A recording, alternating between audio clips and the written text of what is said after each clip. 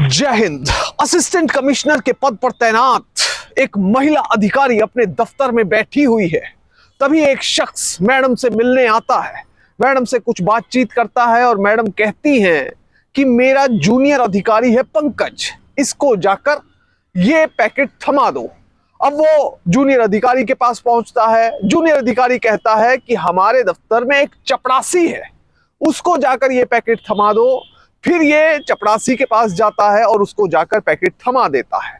जैसे ही ये पैकेट थमाया जाता है तभी वहां पर विजिलेंस के कुछ अधिकारी पहुंचते हैं सादे कपड़ों में और कमिश्नर मैडम को, उनके जूनियर अधिकारियों को फौरन गिरफ्तार कर लेते हैं। इस खबर के बारे में जिसको भी जानकारी मिली उसके पैरों तले जमीन निकल गई। इस पूरे केस के बारे में आपको बताएंगे, पर सबसे पहले आपसे अपील कि आप बड़ी संख्या में हमारे वीडियोस को देख रहे हैं पर चैनल सब्सक्राइब नहीं कर रहे।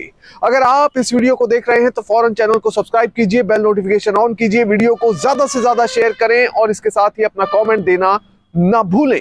इस पूरे केस की सच्चाई जानने के लिए वीडियो को बिल्कुल आखिर तक देखें, कतई भी स्किप ना करें।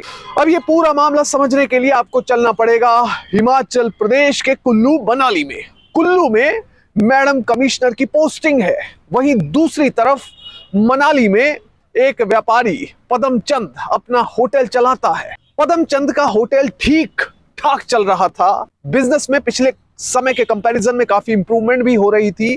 पर साल 2024 के नवंबर महीने में अचानक कुछ ऐसा होता है जो पदमचंद की जिंदगी को बदल देता है। उसके होटल में अचानक फूड सेफ्टी डिपार्टमेंट के अधिकारी आते हैं और सामान चेक करने लगते हैं। विभाग के अधिकारियों के मुताबिक पदमचंद अपने होटल में घटिया क्वालिटी का तेल इस्तेमाल करता था और दूसरे नंबर पर मिस ब्रांडेड पापड़ भी लोगों को परोसा करता था।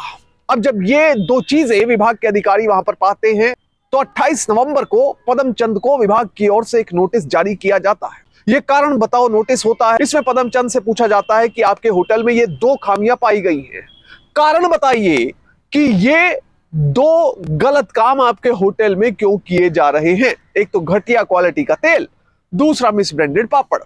अब पदमचंद जवाब तो देना चाहता था पर दोस्तों मित्रों से और जो साथ के व्यापारी थे उनसे सलाह की तो उन्होंने कहा कि कुछ नहीं होने वाला। ये नोटिस खाद्य सुरक्षा एवं मानक अधिनियम 2011 के तहत दिया गया है और इसमें अधिकारी का डिस्क्रेशन बहुत ज्यादा है, यानी कि वो जो चाहे वो सजा आप पर लगा सकता है और अधिकतम सजा तो ये हो सकती है कि आपके होटल को हमेशा के लिए सील किया जा सकता है।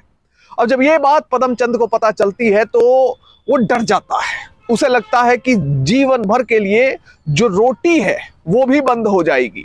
इसलिए कुछ लोग उसे सलाह देते हैं कि आप बड़े अधिकारियों से मिलकर बात कीजिए, ले देकर मामला सेटल कर लीजिए। अब इसी क्रम में पदमचंद पहुंच जाता है असिस्टेंट कमिश्नर भाविता टंडन के पास। उन्हें अपना पूरा केस समझाता है और कहता है कि देखिए मैडम, मेरा होटल ठीक ठाक चल रहा था पर अचानक से मुझे कारण बताओ नोटिस जारी हुआ है जिसका जवाब मुझे देना है, पर मेरे मन में डर है कि कहीं ना कहीं मेरे खिलाफ कोई बड़ी कार्रवाई ना हो जाए। अब आरोप के मुताबिक जो कमिश्नर मैडम होती है वो पदमचंद को कहती है डरने की कोई बात नहीं है, तुम्हें सिर्फ कुछ खर्चा करना पड़ेगा। पदमचंद पूछता है मैडम कितना खर्चा होगा, तो उसे बताया जाता है कि तकरीबन 2 लाख रुपए आपको खर्च करने होंगे, यानी 2 लाख की रिश्वत देनी होगी और उसके बदले में आपके फेवर में रिपोर्ट दे दी जाएगी। पदमचंद को जब ये बात सुनने को मिलती है तो उसे कुछ ना कुछ राहत तो मिलती है, पर दूसरी तरफ वो इस सोच में पड़ जाता है कि इतने पैसे कहां से लेकर आऊंगा। अब इसके बाद होता क्या है, वो अपने कुछ दोस्तों से सलाह करता है और पूछता है कि क्या मुझे रिश्वत के 2 लाख रुपए दे देने चाहिए। कुछ मित्र जो बहुत घनिष्ठ मित्र होते हैं वो सलाह देते हैं कि आपको पैसे के चक्कर में कतई नहीं पड़ना चाहिए, आपका मेरिट का मामला है, आप जवाब बनाकर भेज दीजिए और आपके खिलाफ कोई कार्रवाई नहीं होगी।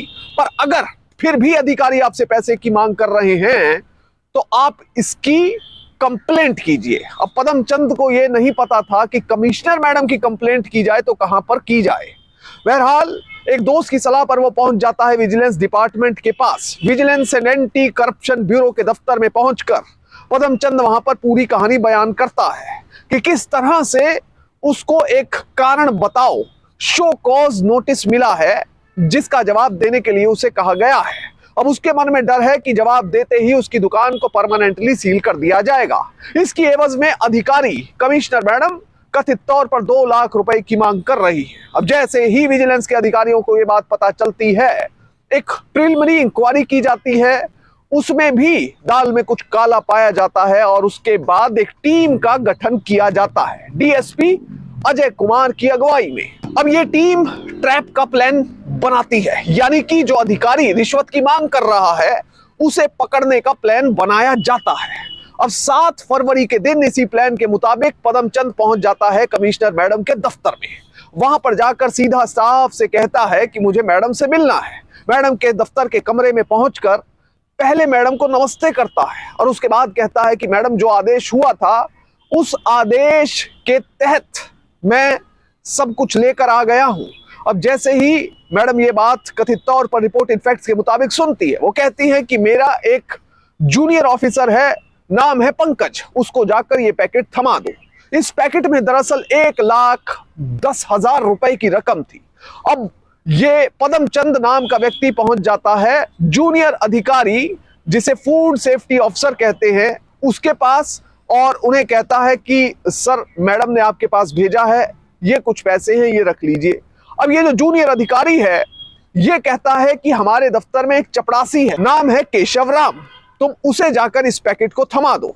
अब जो पदमचंद है वो चपरासी को ढूंढने लगता है और उसे जाकर ये पैकेट थमा देता है। अब जैसे ही केशव राम नाम का व्यक्ति इस पैकेट को पकड़ता है, तभी सादे कपड़ों में मौजूद कुछ लोग सीधा दफ्तर में कमिश्नर मैडम के कमरे में दाखिल होते हैं और मैडम को दोनों हाथों से पकड़ लेते हैं। अब इसमें महिला अधिकारी भी थी। पता लगा कि vigilance and anti corruption bureau की रेड पड़ी है और मैडम को रिश्वत के आरोप में गिरफ्तार कर लिया गया है। रिश्वत लेने के आरोप में असिस्टेंट कमिश्नर भाविता टंडन, उनके जूनियर अधिकारी फूड सेफ्टी अधिकारी पंकज और चपरासी केशव राम, तीनों को गिरफ्तार कर लिया गया। इसके साथ ही विजिलेंस ब्यूरो ने मामला रजिस्टर किया प्रिवेंशन ऑफ करप्शन एक्ट की धारा 7 के तहत।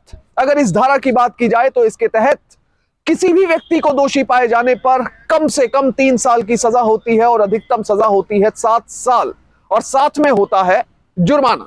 बहरहाल अगर इस अधिकारी की बात की जाए तो ये एक ही जगह पर कम से कम 15 सालों से बताया जाता है कि पोस्टेड थी। अब 15 सालों में अगर कोई व्यक्ति भ्रष्टाचारी हो तो वो अपना एक मैकेनिज्म रिश्वत का तैयार कर लेता है। अब इस कमिश्नर मैडम के बारे में कई लोग बातें तो किया करते थे पर शिकायत किसी ने नहीं की कुल्लू में। अब कुल्लू में ये पोस्टेड थी, मनाली में होटल था पदमचंद का, तो कुल्लू के जुरिसडिक्शन में ही मनाली आता था। पर अगर मैडम की बैकग्राउंडिंग की बात की जाए तो रिपोर्ट इन फैक्ट्स के मुताबिक साल 2009 में मैडम थी धर्मशाला में पोस्टेड। वहां पर एक व्यक्ति से कथित तौर पर रिपोर्टेड फैक्ट्स के मुताबिक अचार के सैंपल को पास करने के लिए मैडम ने 10,000 रुपए की रिश्वत मांग ली थी और उसके बाद विजिलेंस विभाग ने मैडम को गिरफ्तार भी कर लिया था। बहरहाल इस मामले में केस रजिस्टर हो गया है और माननीय अदालत का फैसला ही अंतिम सत्य और अंतिम तथ्य होगा। अब इस पूरे मामले से हमें सीख क्या मिलती है? हमें सीख सिर्फ यही मिलती है कि कोई भी भ्रष्टाचारी है, गलत काम करने वाला व्यक्ति है, वो कानून के शिकंजे से नहीं बच सकता। इस केस में भी हो सकता है कि कमिश्नर मैडम ने यह सोचा हो कि शायद मेरे तक कानून के हाथ कभी नहीं पहुंचेंगे, मैं एक बड़े पद पर बैठी हुई हूं।